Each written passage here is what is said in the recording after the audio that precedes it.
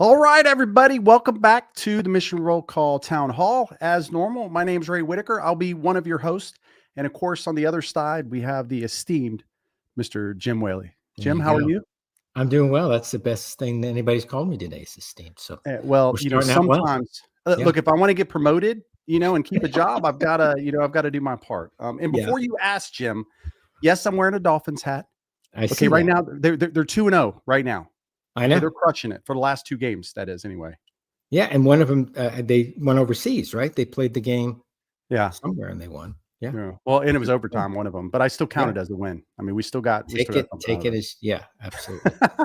But as always, we're going to talk about the last 30 days. I know you've had a lot going on personally, Jim, on your side. We've, obviously government shutdown stuff we'll talk about in a minute, but what all have you had going on from your side? A lot of family stuff, right? So my oldest daughter's in the Coast Guard, ran the Marine Corps Marathon, which we went up and watched that. And that's a wonderful event and met so many veterans up there, talked to so many different people. Then 2 days later, she left to go to Guam, where she's going to be assigned there. So just when I thought she'd stay close in the U.S., she's somehow in the Coast Guard managed to get to Guam. And then my youngest is still in Korea. So two of my three daughters are far, far away as we approach the holidays. So I'm proud of them. But I'm a little selfish and want them to be here. But I know they're going to try to get together over the holidays since Guam and Korea, for those that are geographically challenged like I am most of the time, it's only a 4-hour flight from each other. So they're going to spend some time together. So all good and excited about, can't believe it's already mid-November going into Thanksgiving here. Time flies, right? Yeah, absolutely. Yeah. The good news is like they're getting their overseas portion hopefully out of the way, right? So they're getting an opportunity to do that. So that's good. Yeah, I like you, my kid got married, so I took a little bit of time off, which is really unbeknownst. I mean, I completely threw my phone away. So and the good news, only a couple things burned down with the staff. That's part of the reason we're doing a town hall today, was to let you know that I didn't want to say it, like you can't do anything when we wanted to do it in public. So you exactly. But as always, I appreciate the staff for giving the time. I don't think you understand the importance of a wedding and seeing your kid get married until you physically go and do it. And of course, that's why we all live, right? Once you have kids, man, it's like it just kind of dawns on you. It's like, oh, okay, this is part of the reason that we're here, man. It's just to make better humans, if you can. Exactly right. Leah, good to see you. Thanks for stopping in. And for everybody else that's here, we're going to go through a couple admin notes. As you guys know, as always, whatever platform that you're watching us on today, please, post up comments. If you got questions, post them up. Part of the reasoning behind these town halls is really for you guys that come and watch. Doesn't matter if you're a veteran, you're a family member, or of course, American public. All three matter, right? We need the voice of each one.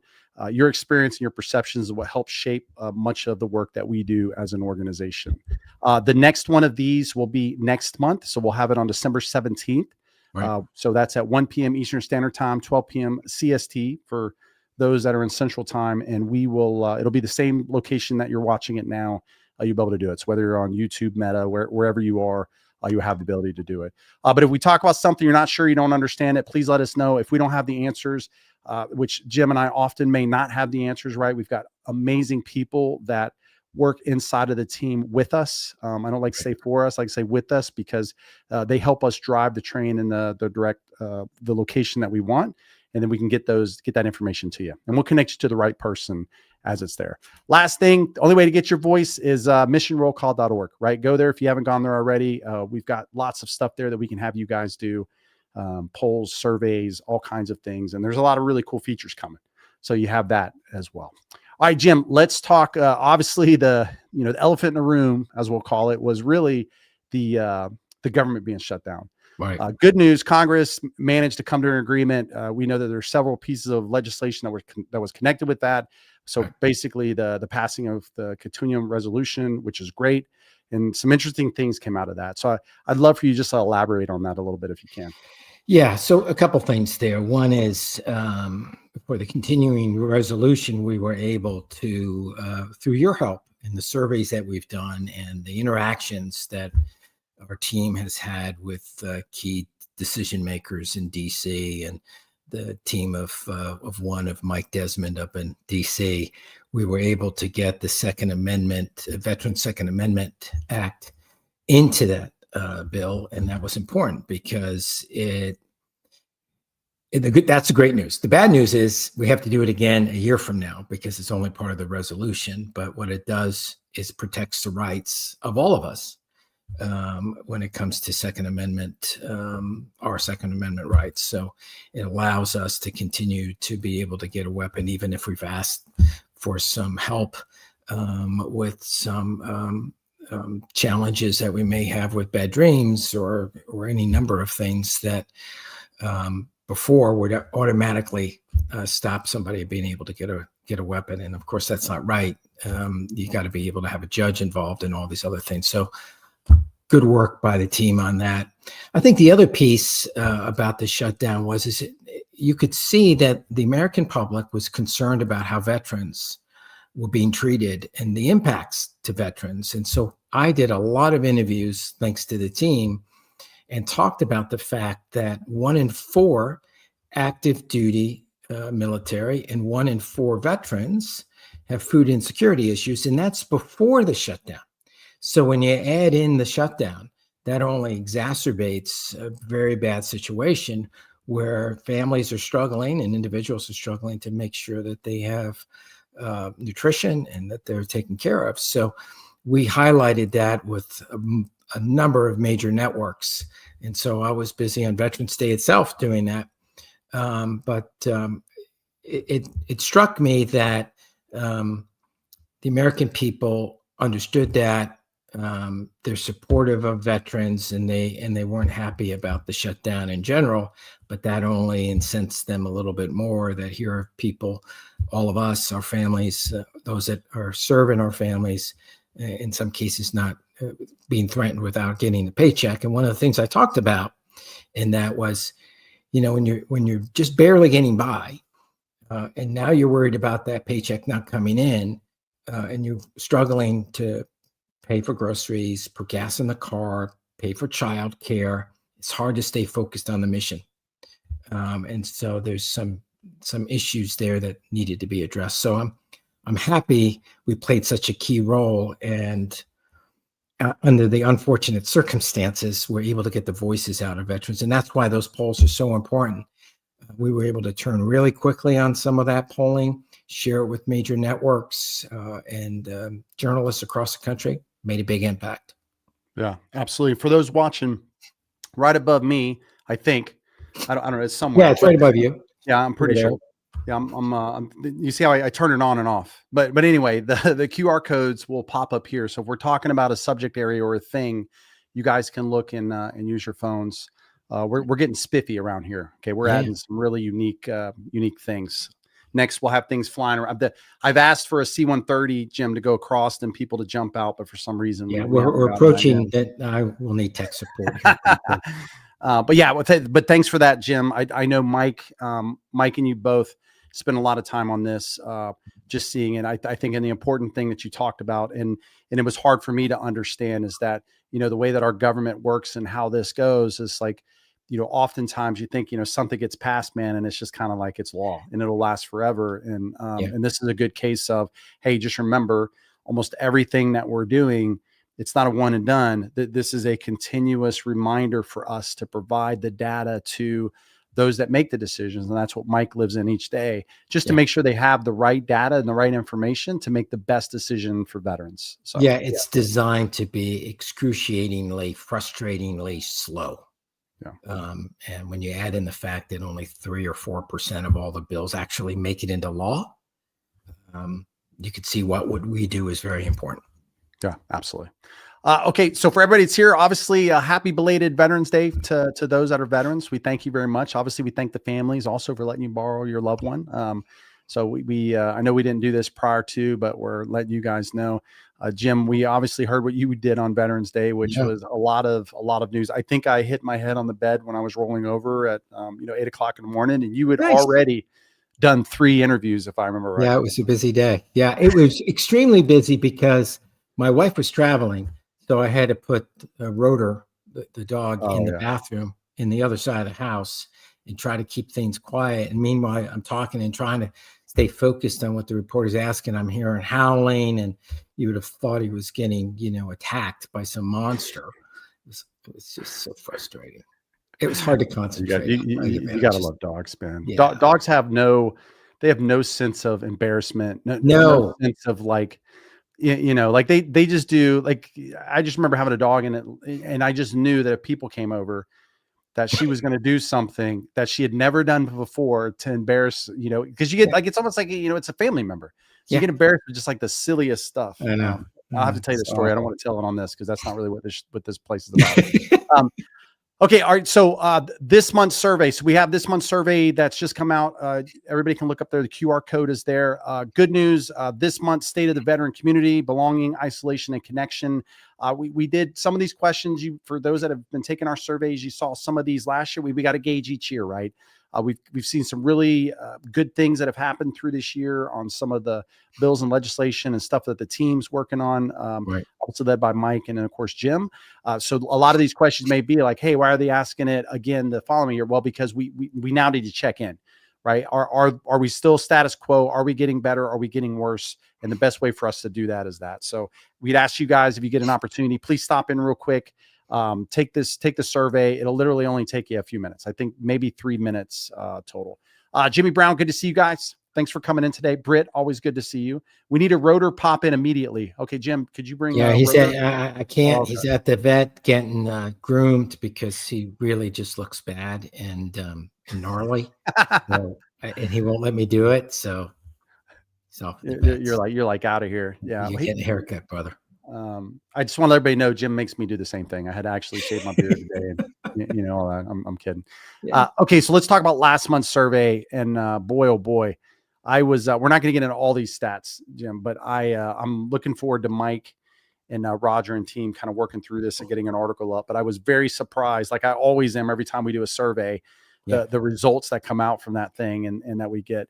So I'm just going to give you two things that I saw that were on here that just kind of struck me, but there's many. One of those is 51% did not understand the range of the VA benefits at separation. That's the first thing. And then the second one, 87% said the VA or DoD didn't follow up about enrollment after separation. I think those are two really interesting issues. One, you don't even know what what the opportunities are, what you can actually do or not do, which we see that because not all veterans that are eligible can even enroll, right? They haven't enrolled because they didn't know. And then two, once let's say that they do learn about it, well, then they get out and there's no reconnection, right? There's not a system in place that's like trying to get them back in to go like, hey, we've got these benefits. So I didn't know if you had any kind of thoughts from your perspective on that, about that transition process, the VA benefits, and just the difficulty that we're going to continue to have if we don't work on this a little bit. Well, first of all, it was shocking. I didn't think the numbers were going to be that high. But then again, I wasn't surprised because of some other polling that we had. But it really just underscores the importance of what we're doing. Because when we get that kind of information, we're sharing it with the VA. And we're sharing it with other veteran support organizations so that they can use that and make sure that when people are transitioning, getting out of the service, that they know what to do.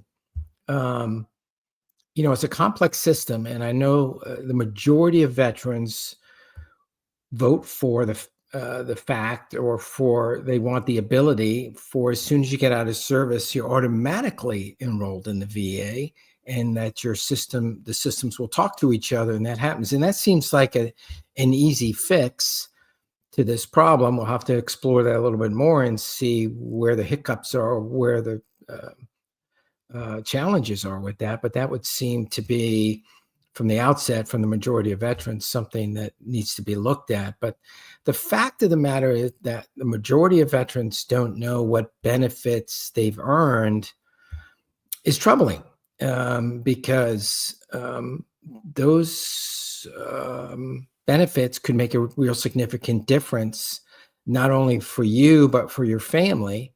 And then if you think about if the majority of veterans are taking advantage of those benefits, that at some point you could see, for a cost-cutting initiative, the VA or the Department of Defense or somebody saying, well, you know what, the majority of veterans aren't using these benefits, let's cut them out. and where we've worked really hard to make sure we get those benefits. So I think it's real important for folks to find out what that is. They can go to Mission Roll Call, our YouTube page, or MRC University, and find out about that. That's a great first step on finding out what it is that you need to do. Go to the QR code. There's no reason why you shouldn't do that. And then I would ask those that have enrolled and are getting benefits and are utilizing the VA or all the benefits that you have, home loans, things like that, that you share that with folks that are getting out of the service and help them out. It's the buddy system, right? I mean, we all had a buddy, in the Army or Navy or Marines, and you had somebody that kind of helped you when you did a PCS move. There was always somebody there to help you to kind of get acclimated to where you are and find your house and all that kind of stuff. Same process. And we just need to do, as a community, better to do that. And that's why I'm so proud of what the work Valerie's doing and Leah's doing on our veteran resource group. It makes it real easy for people to go to our website and go, oh, these are some organizations I can get involved with. And these are some organizations that actually can help me with transition. Yeah, and it's such an interesting thing. I mean, if you look at the VA or really, think of our time in the government, right? The government and it's not just government, we'll just say companies in general. Over time, you have so much information, it becomes really hard to create a path for somebody who's not been in that information to find where they need to go. You know what I mean? Like, it's a very difficult. And I think for the VA, that's one of the things I know that they're working on. I'm pretty sure that, Mike and I have talked about that before, about that they want to make a difference. They want to try to fix that, but it's a slow moving train. There's a lot of information. There's a lot of data. There's a lot of process there. There's and then once you've changed something or you do something, you then have to find a way to get that now out to the 17 to 18 million veterans so that they know that it's happening. Right. So this is like an ever turning problem that's just going to continue. So if you got somebody coming out, they're not connected to the outside veteran population, then there's no information share. Because I know for sure I didn't know to even look at the VA. I know you're so right. And if you think about it, it's the largest healthcare system in the world. Yeah. Right. Yeah. By far. And things are constantly changing. So I would imagine even the senior leadership doesn't even know everything that changes. That's right. The VA is larger than the U.S. Army. Yeah. So think about, does everyone in the Army know exactly what's going on in the rest of the Army? Well, the answer to that is absolutely no. Yeah. So it's the same with the VA. And so they do have a very steep hill to climb to make sure from a communication standpoint that people understand it. But then on the other portion is we need to make sure as a veteran community, we're accessing the information that's there. We're finding out about it. Our voices are being heard. And, we can do polling on, are you finding the information easy? Have you been able to do this? And we can share that with the VA so they can help address the issue. But it is important that I think the veteran community, we access the benefits that we have. Some of them we can use, some of them we can't. Yeah. But it's important that we understand it. And the hope would be that in the transition process, that information would be transferred. But it's always the human element, right? So if you have somebody who's doing that doesn't really understand it, or maybe they're short on time, all that information doesn't get transferred. So at the end of the day, it's incumbent on all of us to make sure that all of us are taking full advantage of it. Yeah, absolutely. No, that's spot on. Okay, we're going to talk a little bit about another selfless plug for us as an organization. We, the team wanted to do a limited edition shirt, and I know Jim and I talked about this. We had worked with so many amazing veterans. Every day it's like the excitement is about the impact that we have, but then the people that we're like engaging with and talking to and all of that. And we thought, man, what a great way to go to each one of them and ask them like, hey, we would love to do a limited edition design t-shirt and use your rank and your name to create that shirt. And that's exactly what we did. So this is the 2025 limited edition shirt. This is going to be running all the way through our next town hall, which is gonna be December 17th for those that maybe came a little bit late. So December 17th, we'll do this the same bat time, same bat channel. We would ask you guys QR code above. You are supporting the organization, so you're supporting us. the work that we do as an organization for the veterans, and all of that. So we appreciate you guys considering. And for those that have already purchased a shirt, look, we'd ask you guys to take a photo, right? And submit it on Meta or wherever you guys are, like this post. You can just submit a picture of your shirt. And then that way I can, put my face over the top of yours and look like I have different body types. There you go. It's good quality too. I mean, I know the team worked really hard on finding the right vendor for it. So it's great quality and a lot of different colors and things you can choose from. And the hoodie's cool. So I should have wore it today. We were planning. I just thought about that. I don't know why I didn't wear it today. All good. We should have wore it today. That we could have just saw it. We'll do it December. There's got to be somebody in the organization to blame for that oversight. I don't know who. I'll leave it up to you. I'm gonna blame Rotor. I think it's Rotor. If Rotor had been here, we wouldn't have this problem. Yeah, it's always the dog's fault. Yeah. Okay. I want to take us back to Warren. Thank you so much for being here, and of course Augustus as well. Oh, got a t-shirt. Thank you, Augustus. Appreciate it. I want to hit on Warren's real quick. Warren put here, guessing many people were impacted by the shutdown and that trickle into the holidays. Are there any VSOs you recommend that could help, especially for kids and for families? What I would recommend, Warren, is part of our team here. Valerie is one of the folks that's on our team. Also, Leah. They're very focused on the nonprofit VSO side.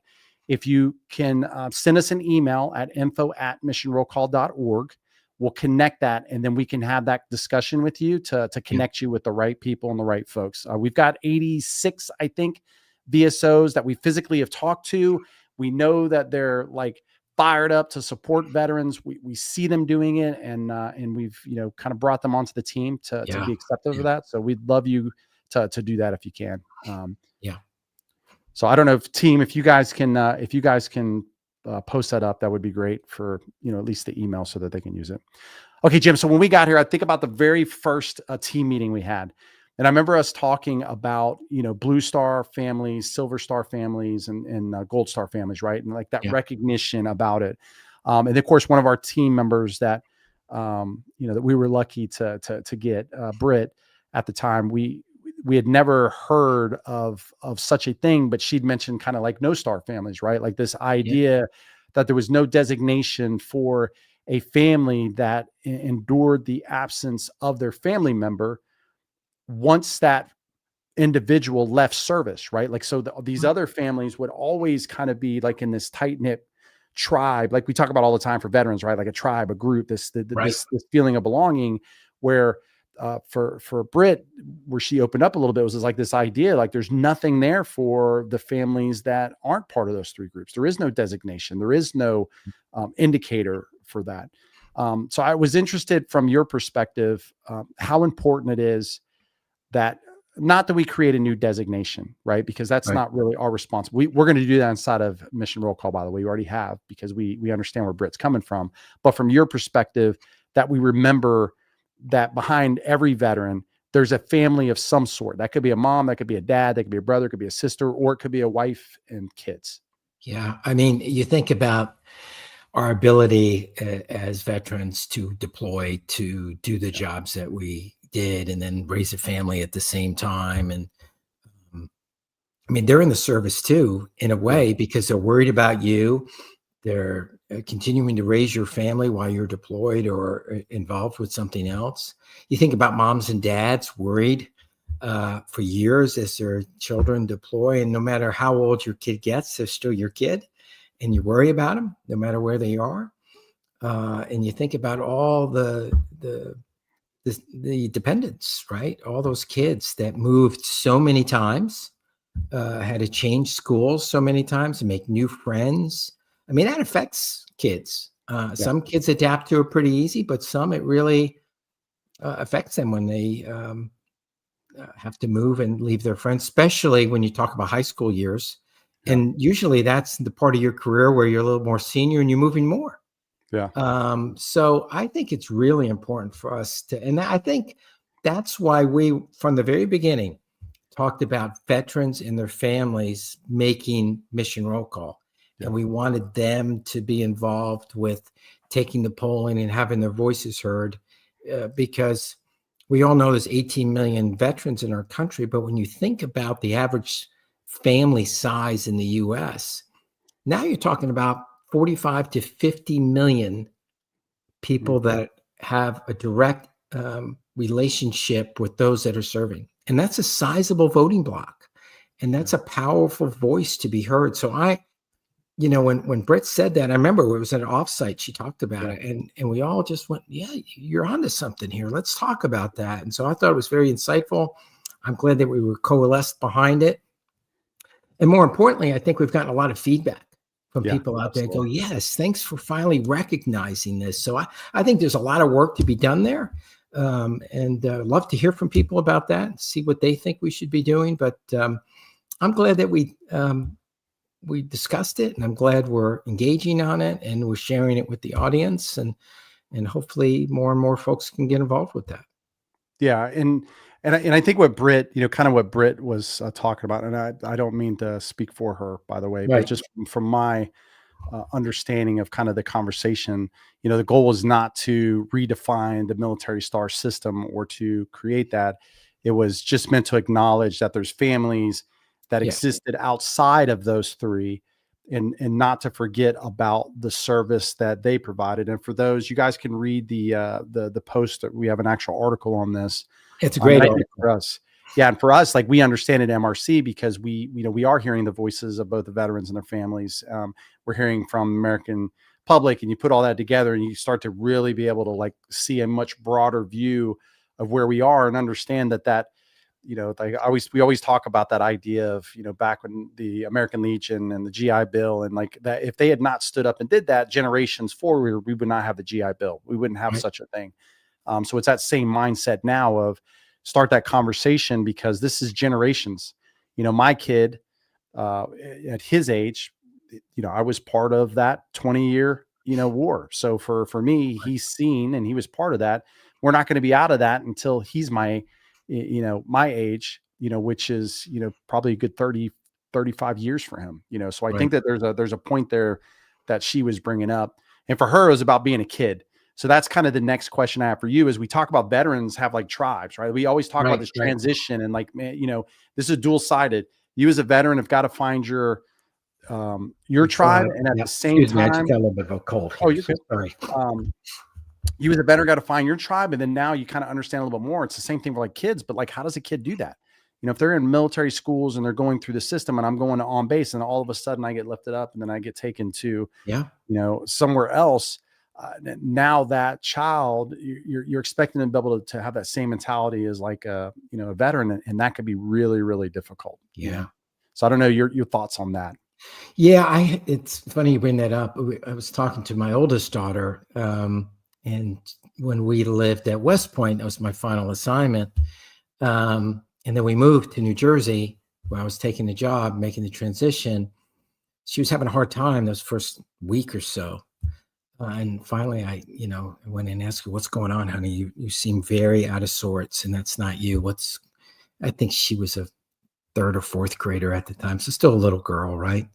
She said, "Dad, I don't hear the booms."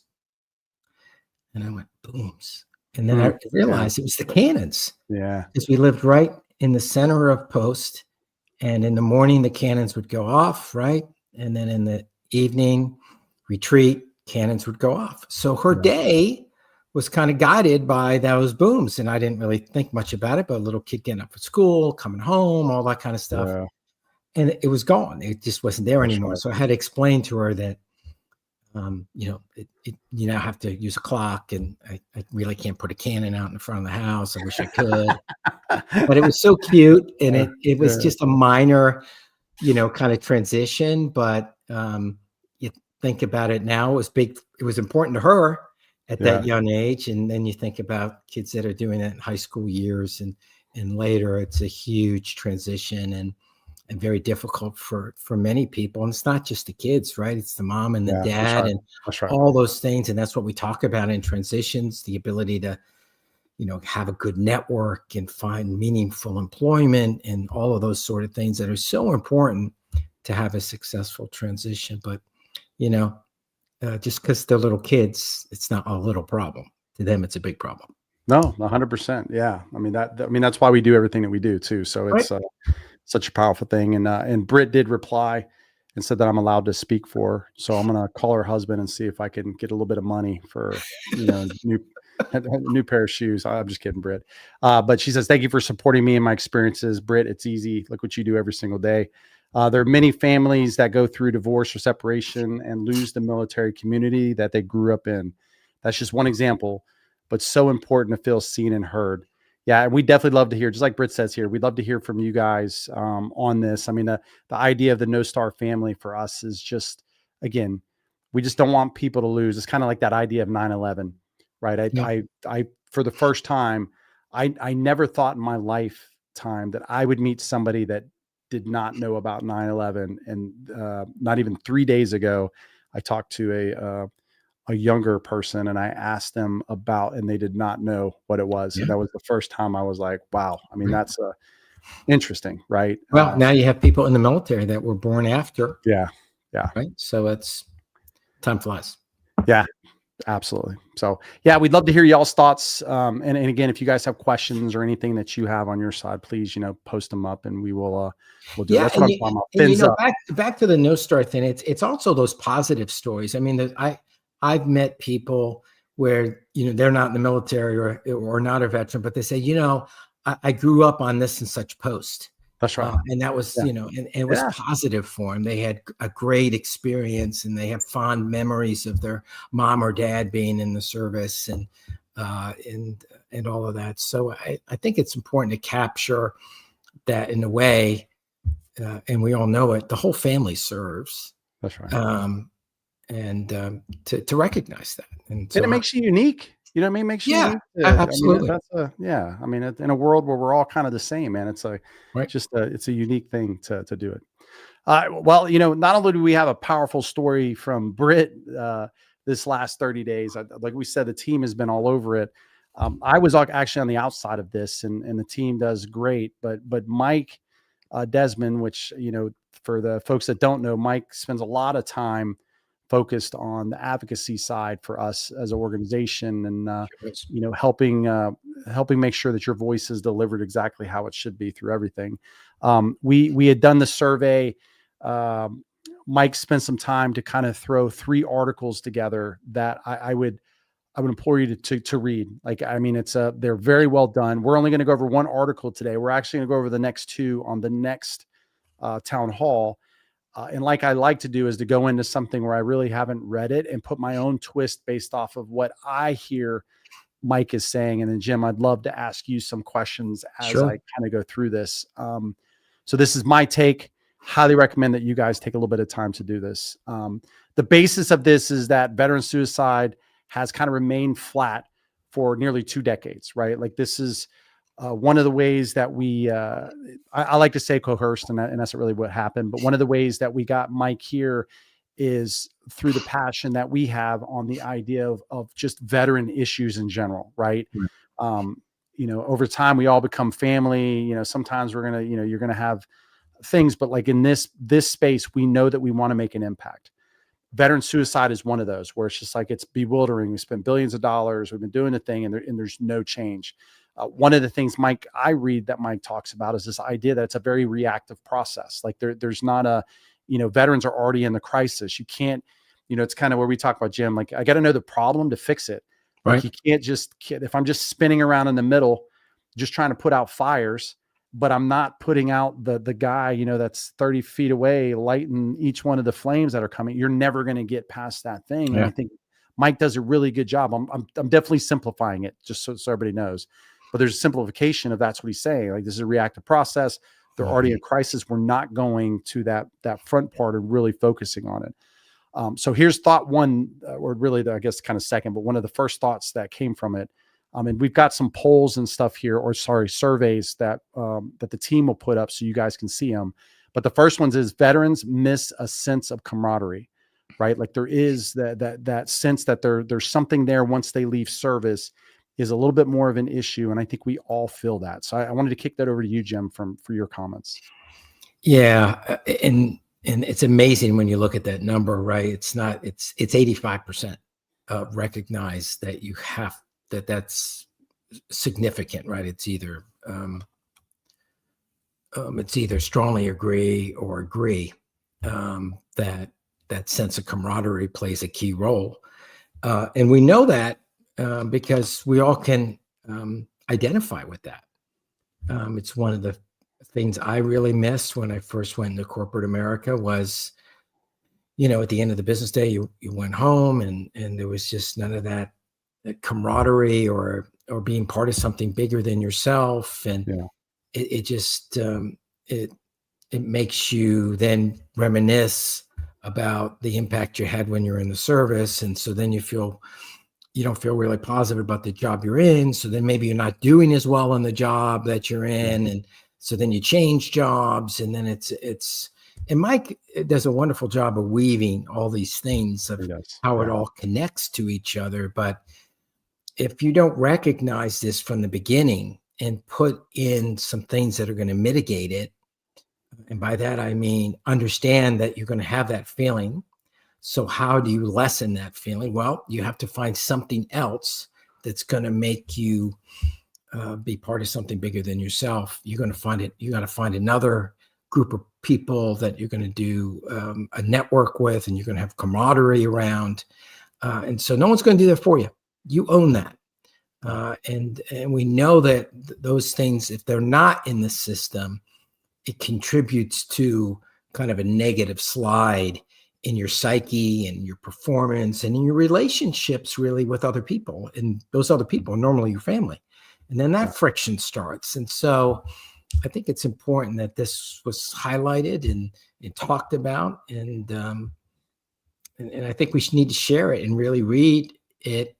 I would urge everybody to read it and then get a sense of where you sit in that, and then think about how others you may know are dealing with that.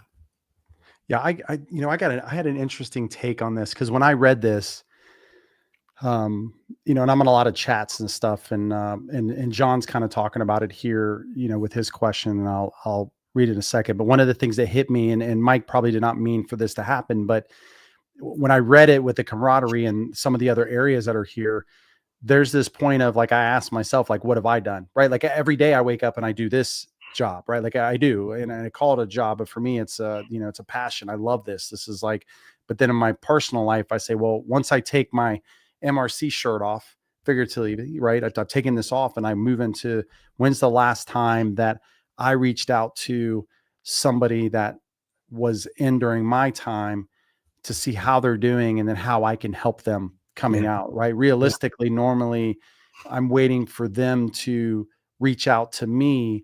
And then immediately it starts to hit me with this idea of like, well, man, Mike's on to a point here where, you need the camaraderie. Well, in some instances, I didn't know how to find it because I didn't really stay in contact with the folks that were there before, because, but it's easier for me to look back and remember. I'm going to remember a Mike and a Jason and a Valerie and these others where they may not remember me, not because I did make an impact in their life, but they've still got years of service and many things that are going to happen to them that are outside of that norm. So yeah, that's one thing I got out of this also with the camaraderie is like, there's a point here where I think we as veterans can help with this, from that piece. The other thing, Jim, is there was this, my second thought on this was, he mentioned it ain't easy to build a network after service. And if you can throw that up for us, Nate, real quick, that survey, so we can look at it. Yeah. I went when I was getting out, LinkedIn was kind of like the new fire, right? It was like, you got to get on LinkedIn, man. Like that's the new thing. And it wasn't really built up yet to be that. You'll go a little bit lower, Nate. Yeah. We can see it. It should be, there you go, right there. So basically building a social network, kind of getting out and about. And I wondered to myself, like, man, realistically, the majority of the folks that I really needed to connect actually were on social, to be fair. Like they were on Meta, they were on LinkedIn, they were on, Twitter, some of these other areas. And there was I didn't learn that until I was already 2 years past getting out, right? Like there was nobody told me, like everybody pushed me towards LinkedIn. But the problem with LinkedIn is it was a very business focused environment.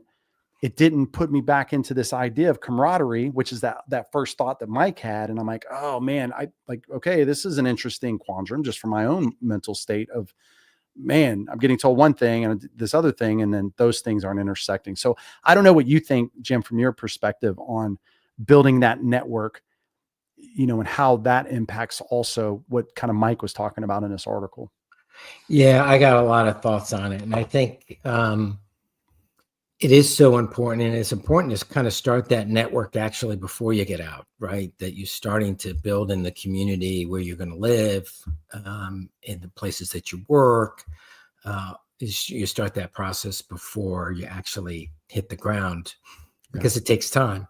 I think the other thing is that all of us kind of have a tendency to go, I got this. I really don't need anybody else. I've done this A, B, and C and D, and I got that. Well, I would say all of us on any given day benefit from an interaction with somebody that we have a lot of respect for, or somebody that we served with, or somebody that we work with, and getting their perception and just having that interaction with each other. And today with technology, you can do that a lot easier than, years and years ago, where it was very difficult to find people and then reach out to them. It usually took a long time. So now we have a little bit easier in that sense, but that doesn't make it really any more pronounced, the fact that you feel kind of removed, even though you have all the social media to do that. I think the other thing is you can't keep count in life. That's right. And what I mean by that is, maybe you have reached out to somebody 1, 2, 3 times and haven't heard back. Don't keep count. You don't know what's going on in their life right then. Continue to reach out. And I think that's important, because they may be in a real place where they need you to contact them just one more time. Yeah, absolutely. And then I think the other thing is that when you get on your feet and you get settled and you're starting to feel good about yourself, you're not finished. And that's what we talk about, service to service, right? And you talked about it, when you take off this, what else are you doing? It's important for us to reach back to those that are behind us, or even the same year groups that we had, they may need a little bit of help of plugging into the community, because, and this is really hard if you're introverted, by the way.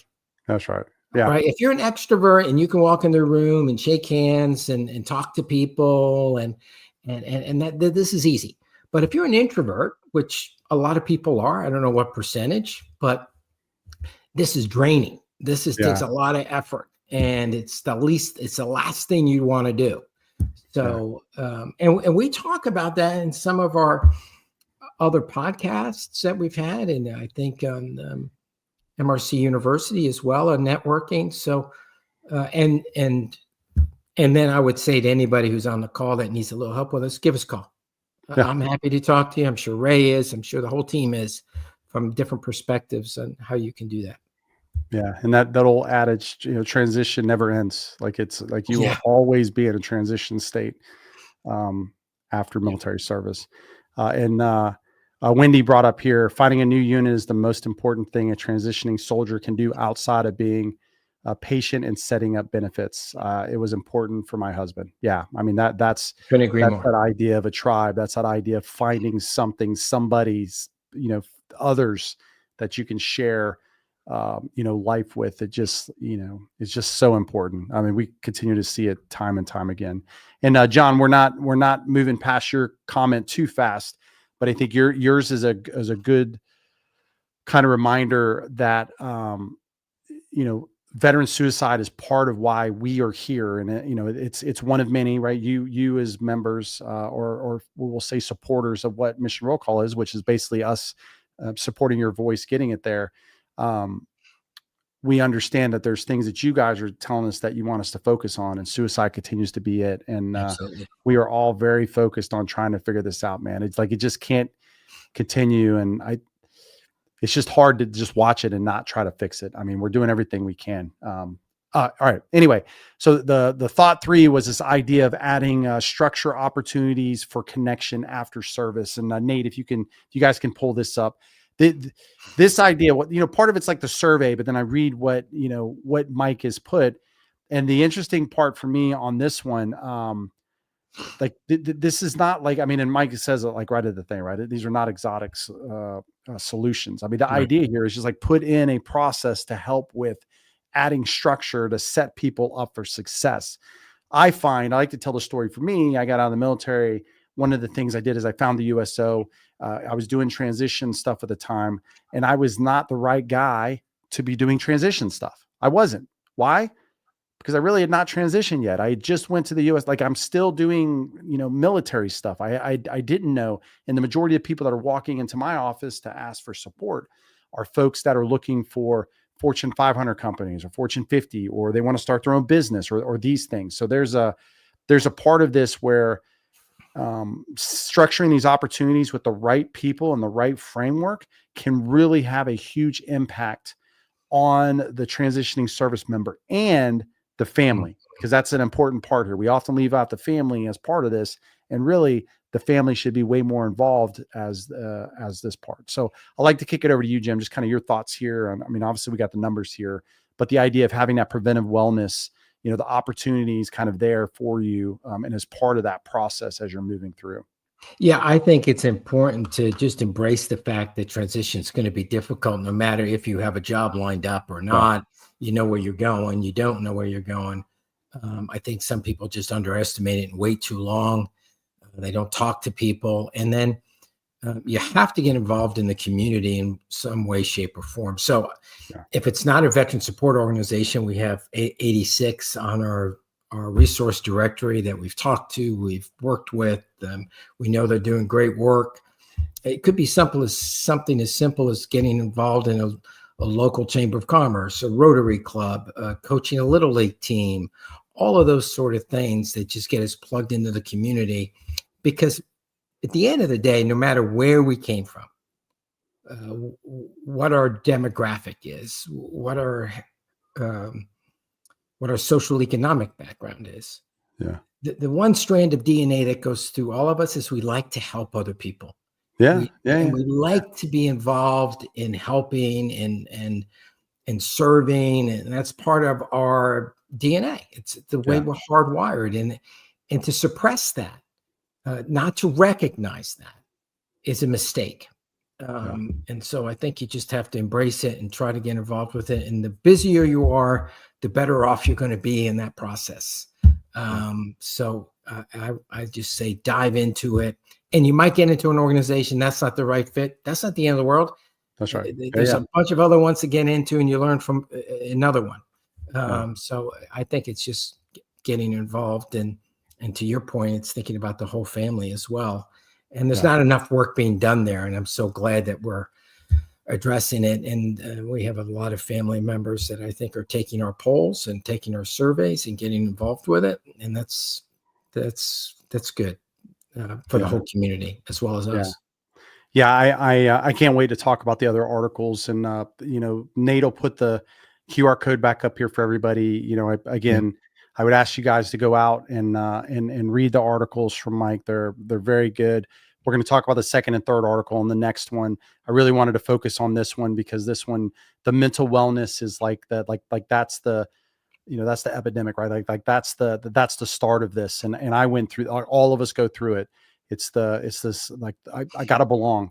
I belonged in military service. I knew what I was doing. I woke up every day. I had a mission, all of that. And then all of a sudden it's just not there. Yeah. And I really enjoy the way that Mike kind of dissects this and looks at it from his perspective, right? I mean, again, it's his perspective, but there's definitely pieces of that hit it. Wendy, we are here for you guys. So thank you for acknowledging the work that we do, but at the end of the day, we need you to do this. So thank you for being part of the community. We can't thank you enough. Leah said that Ray says he's not a transition guy, but when he worked at the USO, he helped my husband find a career after transitioning out of the Army.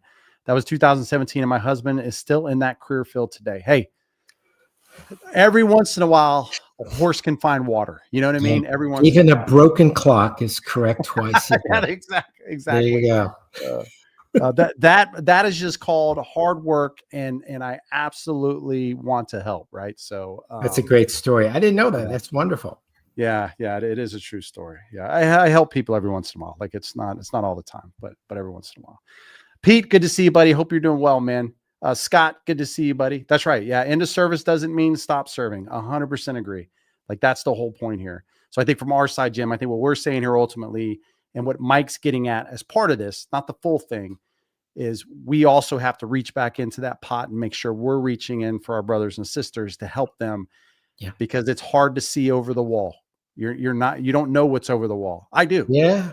I'm on the other side of the wall. So sometimes we need to do that. So it's a good thing. Yeah. And I think, I know for myself, I had a hard time asking somebody for help. I wasn't wired that way. And, it took a while and it was a great transition, but there was things missing. And it wasn't until I kind of talked to other guys and gals, I went, oh yeah, of course. Now I get it. Now I know what's missing. You just have to ask. And the other part is like, I don't want anybody to suffer alone, man. Like I don't think any of us do. No. Right. Like, I mean, we suffered together with all the stuff that we did, and I call it suffer. I mean, it's a good time. Right. But like, I don't want somebody to be out there trying to figure their way. Let me help you suffer a little bit through that and get to the end state, right? Get there a little bit faster. But that's just how we're bred, man. We're bred to just like run. And then all of a sudden you hit something, you're like, oh crap.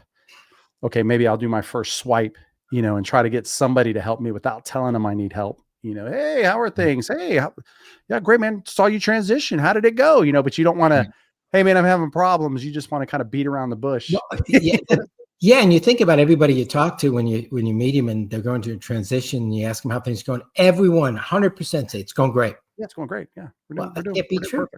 It can't be true. I did the same thing. I'm not making fun of anybody here, by the way. Okay. The next thing, Last Emission podcast. Wow. Man, we've again, I can't wait for us to put out the impact report this year and just show the work the team's doing. Like it is like unbelievable for such a small team. Like I just, every day I'm like, we are moving too fast. Hopefully we don't burn anybody out. But one of those examples is Mountain Valor.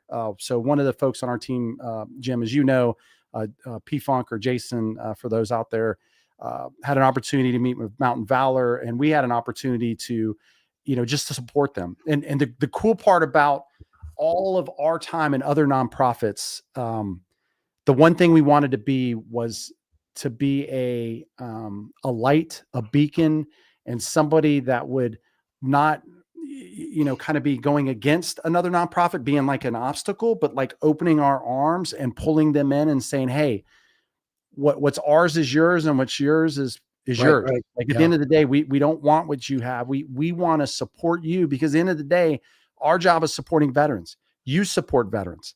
So when we talk about the Veteran Resource Directory and we talk about the 86 organizations that are there, I would ask you to reach out to those 86 organizations and say, hey, what do you think about Mission Roll Call? Because we say what we mean, we mean what we say, right? We are supporting that, and we support them. Mountain Valor is a prime example of this. Jason having a conversation. Next thing you know, they need a van because they do a lot of rural veterans that are in the, the mountains of Virginia. So the western side of Virginia. I don't want to say West Virginia, because then Mike could be like, but Virginia, right? The west side, that don't have the ability to get to their appointments. And then he comes back, he talks to Britt. Britt knows somebody that then knows somebody else. And then next thing you know, Mountain Valor's getting a vehicle. And then it's like, oh, well, we need and then you talk to somebody like it's networks, right? It's networks. Yeah. And I know you speak about that a lot, Jim. And I'd love to kick it over to you, this idea of, one, the relationship that we have with not only Mountain Valor, but other nonprofits and what we do. But then two, this idea that it's really, really important for VSOs to make this one team, one fight.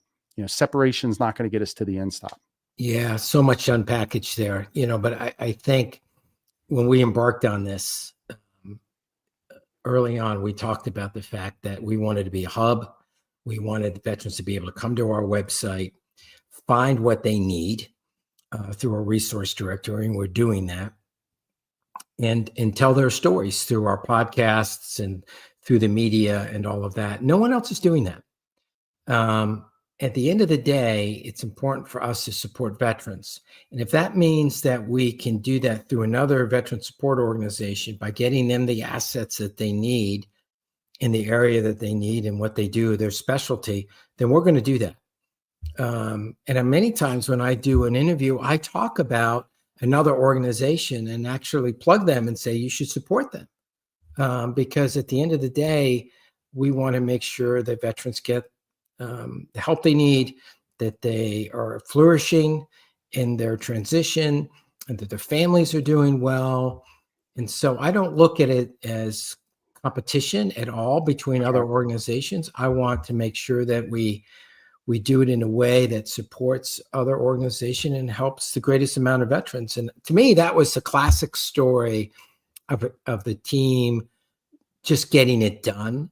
That's right. With the ethos that we set, and that is, let's be helpful to others. And they just did it. I mean, Jason did a wonderful job finding out about the organization, doing some legwork and validating what they were doing, and then coming to Britt and then hey, this is a good story, we should tell it. And oh, by the way, I know somebody at Chive Charities that may be able to help. And then we worked it, and then game changer for that organization. We've taken them years to find a van like that, and it happened within weeks. So it's just a wonderful story, and I think it just validates what we're doing, that it works. But if we can get more people to take the polls, if we can continue to grow, and we can continue to open our arms to reach more organizations, we're going to have that much more impact and that much more ability to help others. And so I'm excited by that, and I hope that other organizations can do the same. Yeah. And I think you and I I remember it's like the first conversation that we had coming into this organization, which is like, oh, there's 40,000 BSOs out there. And then the further that we got into the number of veterans, and then the number of family members, and then like you really start to blow this out, you're like, 40,000 ain't enough. Like, when you think about a number as big as 18 million, you just do a little bit of division there, and then you put 40,000 as I mean, that's still a lot of veterans each organization is trying to support. Yeah. Right? And there's not an overlay of where all those veterans are, where every VSO is. So that's the other thing, right? So you have people in rural communities, or even along the Gulf Coast, that are void of VA facilities and all of that. And it's a difficult proposition for them to plug into the community. Yeah, absolutely. So anyway, so we have the podcast, Nate, and then we'll put the QR code back up here in a few minutes. There it is right there. It's like magic. See, it's just like, pow, pow, pow. You just put your finger in it. Yeah. Just here, let me see if it works over here. Okay. No. Well, it didn't work over there. It did. Oh my gosh. It did work over there. It did pop up. Okay. All right. These guys are good. Okay. But if you guys can, go, watch that episode. It's a classic definition of what you as the veterans, the families, and the American public help us do. Because again, without your voice, we cannot do what we're doing here.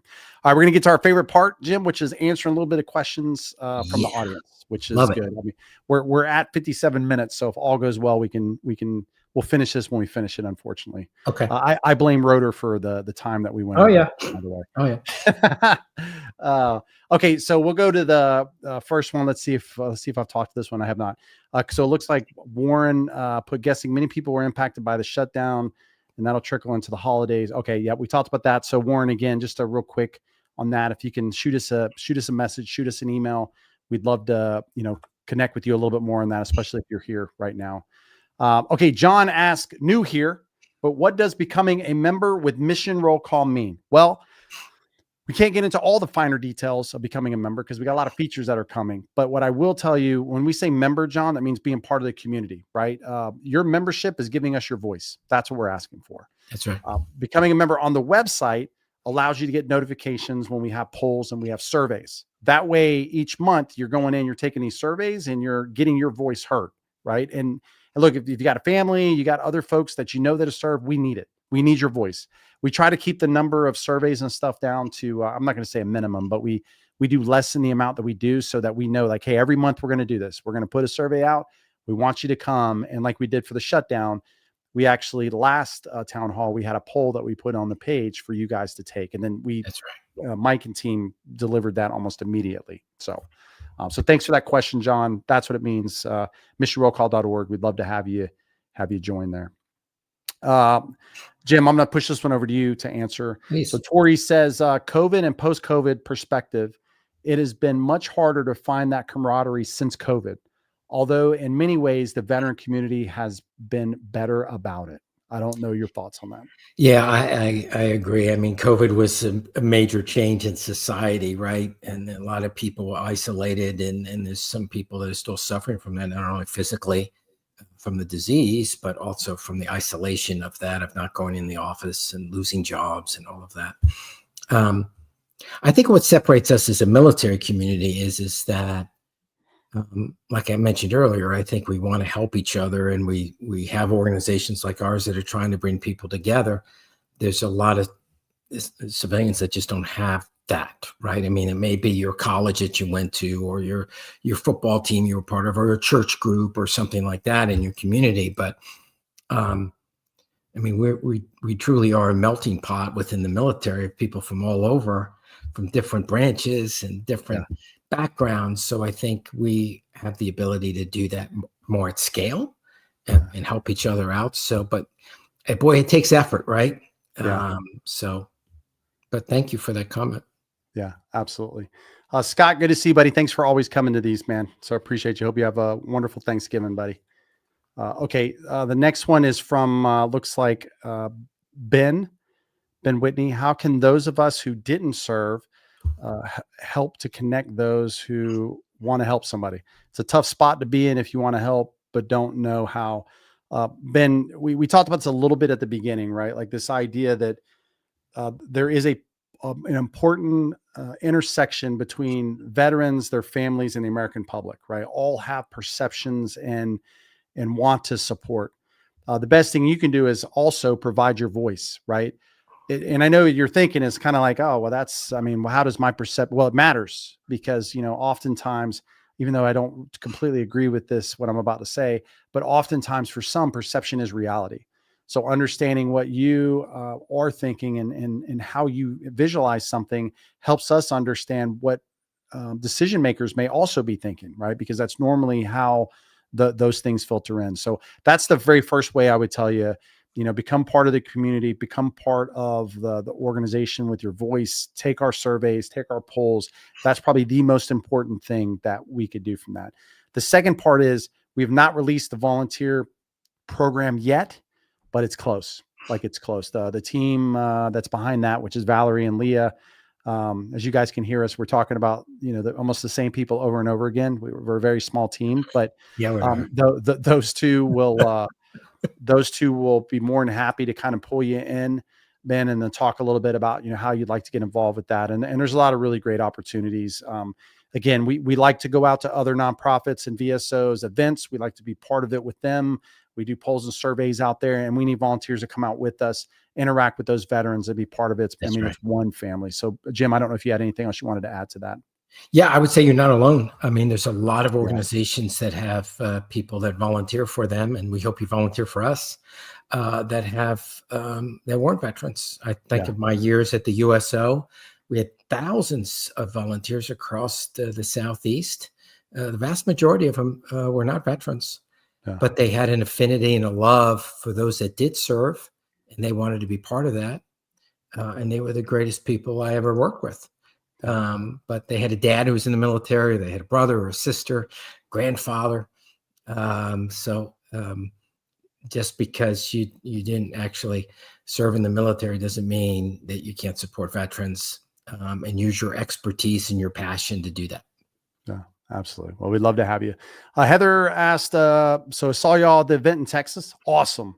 Oh, that's great. Nate and Roger. Oh, that's too bad. Yeah. Where's the next event? And I got a message, Heather. Well, actually, I knew this. I knew this off the top of my head, by the way. So if it looks like I'm reading, that's not what's happening here. But the next event in that area is going to be April 18th. So that's the Austin Grill Your Ass Off event. So would love to have. That's got Nate written all over it too, doesn't it? Grill Your Ass Off. I mean, yeah, that's just so Jason and Nate, man. That's pretty much, and that's the actual name of the organization. So for those, we're not trying to, curse to curse, like that's the actual name of the organization. But we'll have that up on our socials soon, Heather, as we move into 2026. And we got a lot of events planned for 2026. So you're going to see us out and about way more than you probably have seen us in the past, which is good because we're now moving forward kind of into the next phase of what Mission Roll Call is going to be. But as always, everybody, thank you guys so much for coming out. We can't thank you guys enough for being here. Jim, before I close it out, wanted to pass it over to you for any kind of final comments. I know Thanksgiving's coming, so I'm sure you probably wanted to make a note of that for folks. Yeah, no, thank you. And that's exactly what I want to talk about, right? It's 2 weeks away. It's time for us to be with families and friends, and those of us that have served and been in different places. We remember some of those times we had Thanksgiving in a tent or with our unit, and we had the opportunity to serve them the food for Thanksgiving, and it wasn't quite as good as home, but the company was great. We all have that ability today in our lives to reach out to local food banks, to reach out to other veteran support organizations, see how we can be helpful as a community.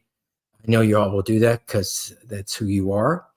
And spend a little time being thankful for all the blessings we have, and then think about others that may be in the need of some help. So I thank all of you for participating in these calls and being part of the community. And I wish you all a happy Thanksgiving. Yeah, appreciate that, Jim. As always, ask you guys to join us, missionrollcall.org. We need your voice. Continue to spread this if you guys will. At the end of the day, when you understand that without you, right, we can't make change. When we have 100,000, a million, 5 million veterans voices that are getting delivered, it is very powerful. So we're going to continue to drive this train as fast as we can. And we'd love you guys and gals to jump on and do that. Thank you for your service. As always, belated Veterans Day to you. And of course, thank you for the spouses and the families. We appreciate you for allowing us to borrow your loved one. We'll see you guys next month, December 17th. Jim, as always, thank you very much. Thank you, sir. All right, we'll see you guys.